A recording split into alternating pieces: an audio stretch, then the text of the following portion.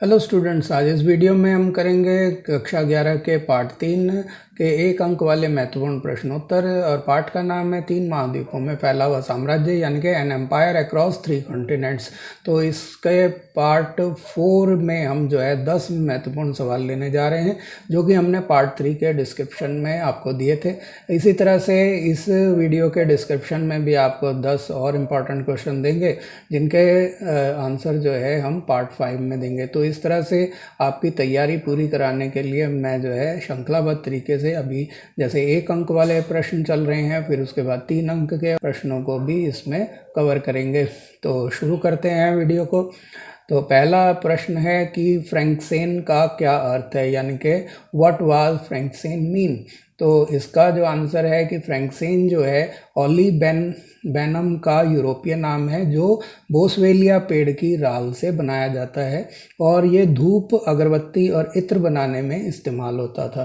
तो ये देखिए, आपको चित्र में यहाँ पर बोसवेलिया का पेड़ दिखाया गया है और पेड़ से जो गोंद की तरह की राल निकलती है, जो कि यहाँ पर आपको दिखाई गई है। तो ये ठोस राल जो पहले लिक्विड होती है, बाद में जमने के बाद ठोस हो जाती है। तो इस राल से, ये बोसवेलिया पेड़ की राल से जो है फ्रैंकीसेन, जो कि यहाँ बोतल में दिखाया गया आपको, फ्रैंकीसेन ये जो है बनाया जाता है। और इसको जो है धूप बत्ती जो हम घरों में जलाते हैं पूजा घर में, अगरबत्ती और इत्र यानी कि परफ्यूम वगैरह बनाने में इसको इस्तेमाल करते हैं। Sin is the European name of olivium made from the resin of the Boswellia tree, used in making incense sticks and perfumes। Question number 2 है डायोक्लेटियन कौन था, यानी कि हु वाज डायोक्लेटियन। तो इसका जो उत्तर है वो है कि डायोक्लेटियन रोमन सम्राट थे, जिसने 284 ईस्वी से 305 ईस्वी तक शासन किया था। ये चित्र में डायोक्लेटियन को दिखाया गया है और ये इसके द्वारा जारी किए गए सोने के सिक्के दिखाए गए हैं। तो Diocletian was the Roman emperor who ruled from 284 to 305 CE. अगला क्वेश्चन है क्वेश्चन नंबर 3, रोम में 5वीं शताब्दी की शुरुआत में आय की प्रणाली क्या थी, यानी कि इन सोर्स ऑफ इनकम क्या था, किस प्रकार का था। What was the system of income in early 5th century in Rome.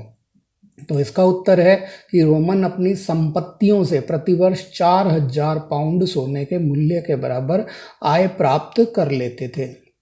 तो यानी कि रोमन्स के पास जो उनके बड़ी बड़ी जो भू संपदाएं थी और संपत्तियां थी, तो उन संपत्तियों से उत्पादन के रूप में विभिन्न प्रकार के उत्पाद उगाकर वो लगभग 4000 पाउंड के सोने के मूल्य के बराबर जो है आय प्राप्त करते थे। यानी कि उनके पास काफ़ी विशाल संपत्तियां थी और इतनी भारी मात्रा में जो 4000 पाउंड जो सोना है उसके मूल्य के बराबर 1 वर्ष की आय उनकी हो जाती थी।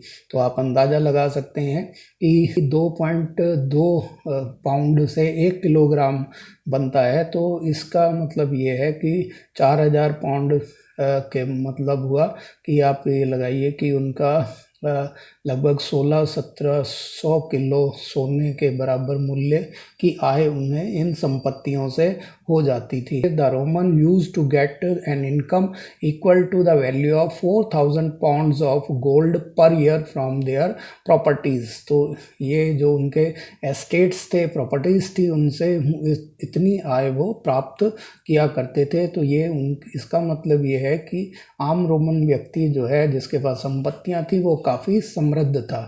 क्वेश्चन नंबर 4 है ओलंपियोडोरस कौन था। तो हु वाज ओलंपियोडोरस।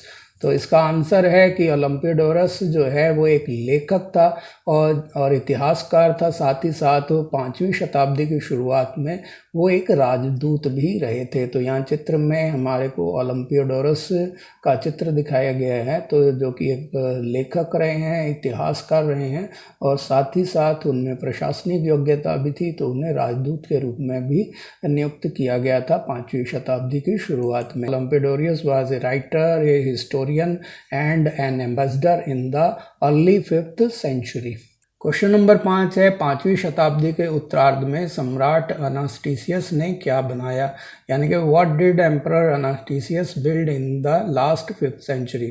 तो इसका आंसर है कि सम्राट अनास्टेसियस ने 5वीं शताब्दी के उत्तरार्ध में उच्च मजदूरी की, यानी कि ये जो सम्राट अनास्टेसियस दे रखे हैं चित्र में, तो उन्होंने उच्च मजदूरी की पेशकश की, यानी कि हाई रेट पर मजदूरी दी और 3 सप्ताह में ही जो है पूर्वी सीमावर्ती शहर पे दारा शहर का जो है उन्होंने निर्माण कराया, यानी कि साम्राज्य के पूर्वी सीमावर्ती क्षेत्र में जो है दारा नाम का, जिसके यहाँ पर खंडर दिखाए गए हैं, वो शहर जो है सिर्फ 3 सप्ताह के समय में ही बना लिया था। तो इससे पता लगता है कि उस समय में रोमन साम्राज्य कितना धनवान रहा होगा कि इतनी शीघ्रता से एक पूरे शहर का निर्माण उन्होंने करवा लिया था। अब इसका इंग्लिश में आंसर होगा कि emperor Anastasius build the eastern border town of Dara in 3 weeks by offering higher wages in the late 5th century. अब क्वेश्चन नंबर 6 है, जो कि काफ़ी महत्वपूर्ण क्वेश्चन है, एग्जाम में बार बार आता रहता है। पेपायरस क्या था, यानी कि व्हाट वाज पेपायरस।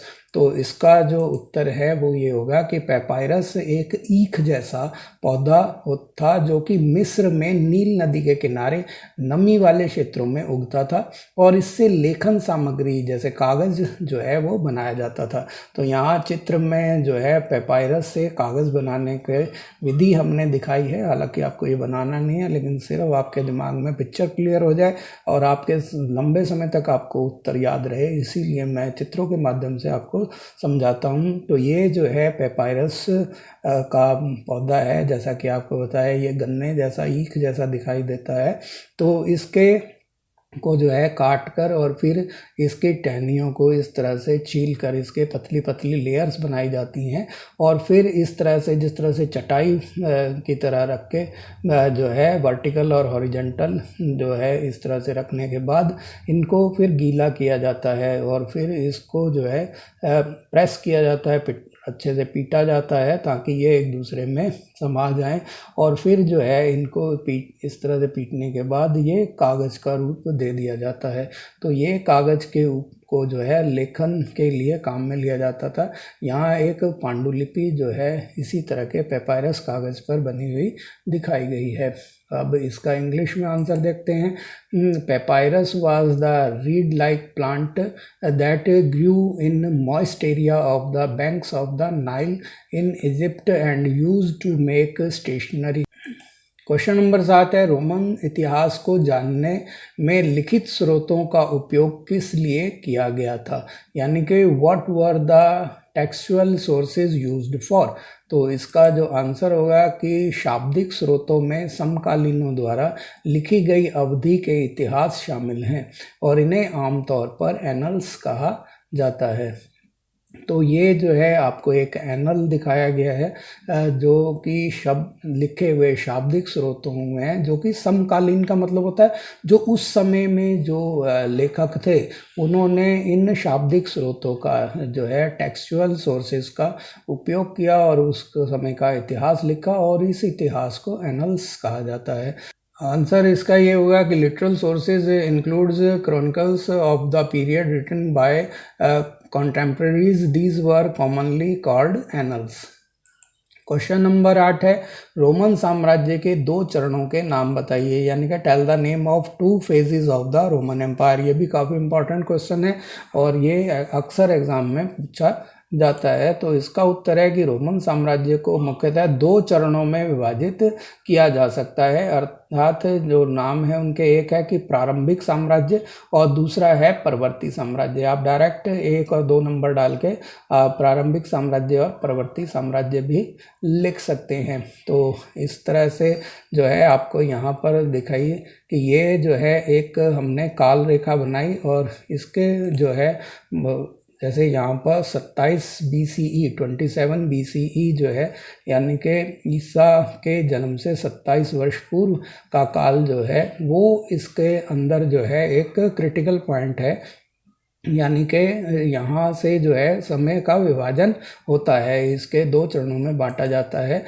जब ऑगस्टस ने जो है रोमन साम्राज्य में सम्राट के पद की सृजना की थी और उसने जो है सीनेट के अधिकारों को तोड़ के सारे अधिकार जो है अपने पास सुरक्षित कर लिए थे। तो इस तरह से जो वो गणराज्य था उसे समाप्त करके उसने मोनार्की चालू की थी। तो यहाँ से जो है दो कालों में विभाजन होता है 27 BCE, जिसे इससे पहले वाला जो समय है, इससे पूर्व का जो है वो अर्ली एम्पायर यानी कि प्रारंभिक साम्राज्य कहलाता है, और बाद वाला जो है वो परवर्ती साम्राज्य यानी कि हमारे जो है इसको कहते हैं लेटरल किंगडम कहलाता है। तो इसमें जो Roman empire can be divided mainly into two phases, namely the early empire and the lateral kingdom. Question number 9 है, तीसरी शताब्दी में ईरान पर शासन करने वाले राजवंश कौन से थे, या what were the dynasties that ruled Iran in the 3rd century. तो इसका आंसर होगा कि पार्थियन और बाद में ससानी लोगों ने तीसरी शताब्दी में ईरान पर शासन किया। यानी कि तीसरी शताब्दी के समय में शुरू में तो पार्थियन लोगों ने इस पे शासन किया था ईरान पे, और फिर बाद में ससानी लोगों ने इस पे शासन किया। तो इसका इंग्लिश में आंसर होगा the Parthian and the literal the Sasanians ruled Iran in the 3rd century. अब इस वीडियो का लास्ट क्वेश्चन है कि गृह युद्ध किससे संबंधित है, यानी कि रोमन साम्राज्य में गृह युद्ध शब्द है उसका क्या अर्थ होता है। तो what does the civil war refer to. तो इसका आंसर होगा कि गृह युद्ध से तात्पर्य उसी देश के भीतर सत्ता के लिए सशस्त्र संघर्ष से है, यानी कि अपने ही देश में जब सेना आपस में लड़ने लग जाए और सत्ता की कोशिश करे तो उसे जो है हम क्या कहते हैं, गृह युद्ध कहते हैं। मतलब स्वयं के ही लोगों के साथ युद्ध करना गृह युद्ध कहलाता है। Civil war refers to arm struggles for power within the same country. तो इसको आप जैसे यहाँ पे रोम में जो कई बार जो है गृह युद्ध हुए हैं, तो इस तरह से सेना और लोग जो हैं स्वयं ही आपस में मारकाट मचा देते हैं। तो इस तरह से जब सेना रोम की असंतुष्ट होती थी, अपने अधिकार उसके प्राप्त नहीं होते थे, जब उनकी मांग करते थे तो वो आपस में ही उलझ जाते थे और इस तरह से ये सिविल वार हो जाती थी, या जिसे गृह युद्ध कहते हैं। तो यहाँ चित्रों के माध्यम से आप देख रहे हैं कि रोमन लोग जो है स्वयं के लोगों को ही, अपने ही देश के लोगों को मारने काटने लग जाते हैं। तो उम्मीद है आप गृह युद्ध का अर्थ समझ गए होंगे। इसके साथ ही ये वीडियो समाप्त हुआ। आपने जो इसके लिए कीमती समय दिया उसके लिए आपका धन्यवाद। आप मेरे साथ बने रहिए, और अगर आप मेरे चैनल पे नए हैं और इसको सब्सक्राइब नहीं किया है तो रेड बटन दबा के सब्सक्राइब कर लें, साथ ही बेल आइकन दबा दें और ज़्यादा से ज़्यादा इसको लाइक और शेयर करें। धन्यवाद।